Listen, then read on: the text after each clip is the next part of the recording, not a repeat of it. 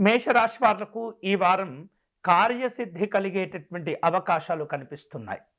చాలా కాలంగా వివిధ కారణాల చేత ఆగిపోయినటువంటి పనులన్నీ తిరిగి వేగవంతం అవుతూ ఉంటాయి. ఉద్యోగపరంగా అధికారుల రీత్యా కూడా ఈ వారం మీకు అనుకూలంగా ఉంటుంది. మంచి ప్రశంసలు కూడా పొందుతూ ఉంటారు. నూతనమైనటువంటి కార్యక్రమాలు, ప్రాజెక్టులు ప్రారంభించుకునేందుకు లేదా వాటి విషయంలో ముందుకు వెళ్ళేందుకు కొంత ఆలోచనలు చేస్తుంటారు. వ్యాపార రంగంలో ఉన్నటువంటి వాళ్లకు ఈ వారం అనుకూలంగా ఉంటుంది. మంచి ఆశాజనకమైనటువంటి లాభాలు కూడా పొందుతూ ఉంటారు. వివిధ రూపాల్లో నూతనమైనటువంటి భాగస్వామ్య వ్యాపార ఒప్పందాలను కూడా కుదుర్చుకునే అవకాశాలు కనిపిస్తున్నాయి. ఈ వారం ఆర్థిక స్థితిగతులు మెరుగుపడుతూ ఉంటాయి.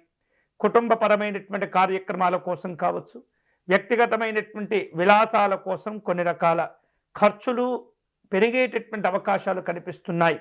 అయితే ఈ అవకాశాలు లేదా ఈ ఖర్చులు అన్నీ కూడా అనవసరమైనవిగా ఉండబోతున్నాయి.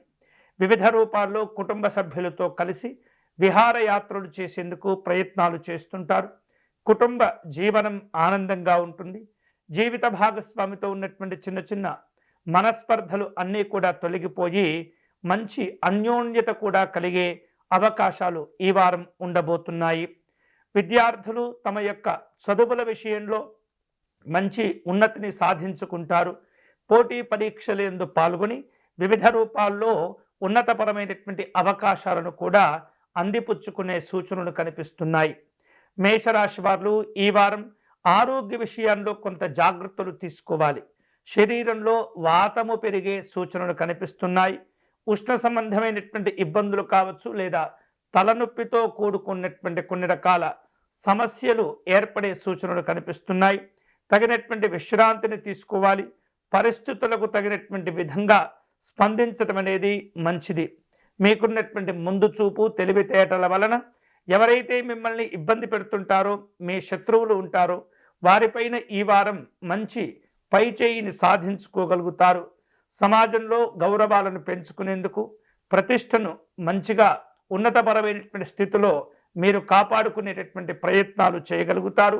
ఈ వారం అన్ని రకాల అనుకూలతలు సాధించుకునేందుకు అవకాశాలను సద్వినియోగం చేసుకునే ప్రయత్నం చేయండి. మేషరాశి వారు ఈ వారం శుభకరమైనటువంటి ఫలితాలు పొందేందుకు శ్రీ లక్ష్మీ నృసింహస్వామి వారిని దర్శనం చేసుకోవటం, పూజించటం చేయటం మంచిది. స్వామివారికి పానకమును సమర్పణ చేయండి. అష్టోత్తర శతనామార్చన నిర్వహించండి. పేదవారికి అన్నదానం చేయండి. అన్ని విధాలుగా మీకు యోగదాయకమైనటువంటి ఫలితాలు కలిసి వస్తాయి.